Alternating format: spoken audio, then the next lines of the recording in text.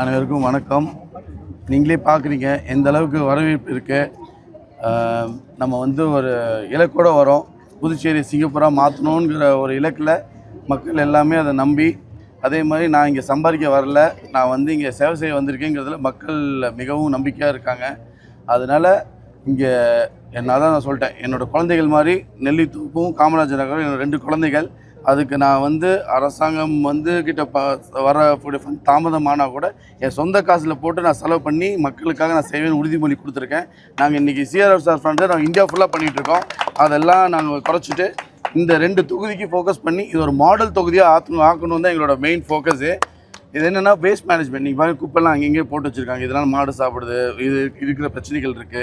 அதுவும் stay tax, தெரு நாய்க்கள்லாம் வந்து நிறைய பிரச்சனைகள் இருக்குது. குடிநீர் அடிப்படை வசதி குடிநீர் வந்து எல்லா வீட்லையும் நிறைய பிரச்சனைகள் இருக்குது. அதுபோக காவா க்ளீன் பண்ணாமல் இருக்குது. அதேமாதிரி ரோடு பிரச்சனை இருக்குது. இந்த மாதிரி பேசிக் அடிப்படை வசதிக்கு நிறைய பிரச்சனைகள் இருக்குது. இது ஒன்றா நாங்கள் எடுத்து பண்ணலான்னு இருக்கோம். ஆர்ஓ பிளான்ட் ஒரு பூத் லெவலில் ஆர்ஓ பிளான்ட் போடலான்னு இருக்கோம்.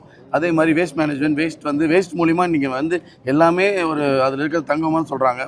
அதுலேருந்து கேஸ் எடுக்கலாம். அதுலேருந்து வர பயோ வேஸ்ட்டில் வந்து சாப்பிட்ற பொருள் மக்கி போனதில் வந்து உரம் கண்டுபிடிக்கலாம்னு சொல்கிறாங்க. அது போக பிளாஸ்டிக்லேருந்து எடுத்து ரோட் பிளாக்ஸ் பண்ணுறதுக்குலாம் நிறைய யூஸ்ஃபுல்லாக இருக்குது. ஸோ எல்லாமே வந்து அது இன்றைக்கி இண்டோர்லேருந்து மத்திய பிரதேஷில் ஒரு ஐஏஎஸ் ஒரு ஆஃபீஸரை பார்த்தோம். அவர் தான் வந்து அங்கே இருக்கிற குப்பை அந்த திடலே வந்து கம்ப்ளீட்டாக மாற்றி இன்றைக்கி எல்லாத்தையுமே அதை ரியலிஸ்டிக்காக பண்ணிட்டாங்க. அதில் வந்து பார்க்காக பண்ணியிருக்காங்க.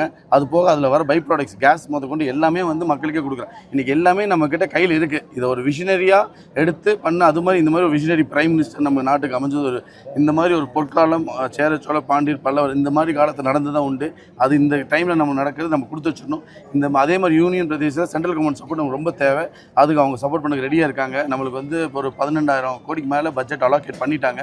இதெல்லாம் வந்து கரெக்டாக நம்ம போய் சந்தித்து அது என்னோடய பொறுப்பாக நான் எடுத்திருக்கேன்னு சொல்லியிருக்கேன். எடுத்து கண்டிப்பாக நம்ம இந்த மக்களுக்கு நான் சேவை செய்யறதுக்கு தயாராக இருக்கோம்.